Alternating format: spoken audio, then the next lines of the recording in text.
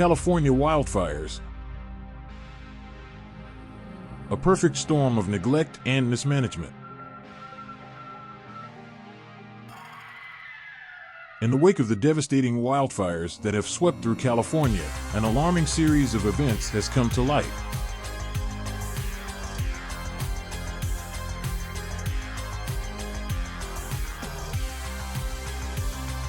On January 7, 2025, just before the fires erupted, President Joe Biden's visit to Los Angeles led to stringent airspace restrictions.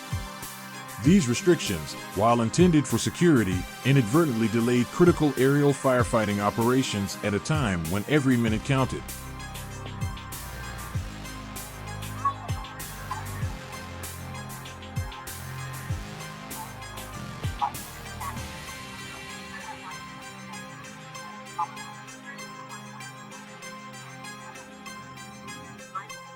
The situation was compounded by reports of dry fire hydrants, a fact highlighted in a recent CNN broadcast.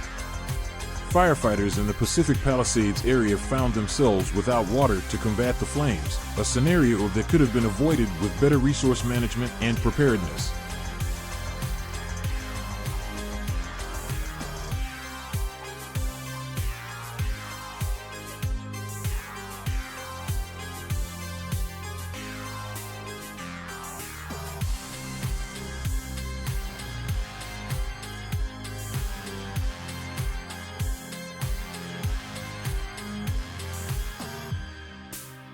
Adding to the chaos, numerous homeowners have voiced their concerns over the sudden cancellation of fire insurance policies.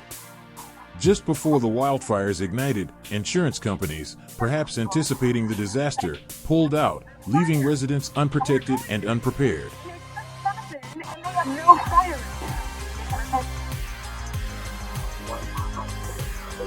This has raised questions about the timing and motives behind these cancellations.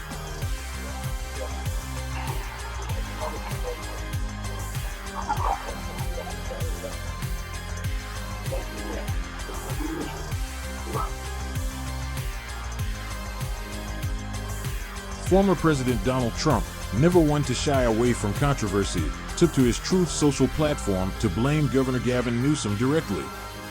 Trump's posts accused Newsom of neglecting his duties by not ensuring water was available for firefighting, essentially calling the situation a result of the governor's mismanagement. The confluence of these events paints a picture of a state unprepared for a predictable disaster.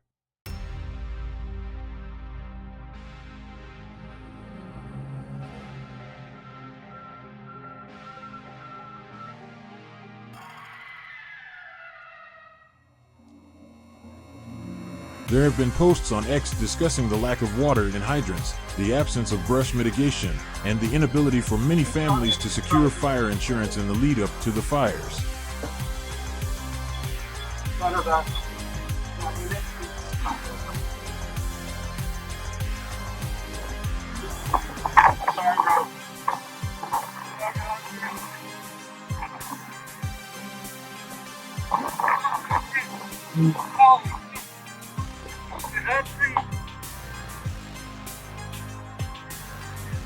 The reality is stark. While California has invested in numerous initiatives, from housing policies for illegal immigrants to environmental projects, the focus on core infrastructure like water management and fire prevention seems to have waned.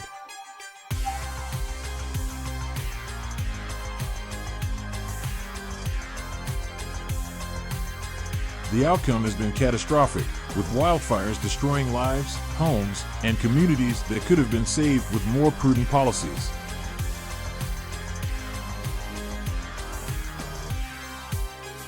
As Californians sift through the ashes of their lives, the lesson is clear.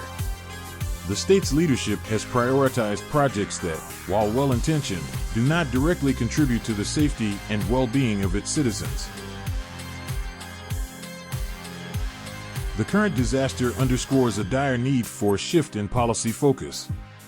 Californians must consider this when electing leaders who will shape their future, ensuring that the fundamental needs of public safety and infrastructure are not overshadowed by less critical agendas. The time to act is now, to prevent such tragedies from recurring.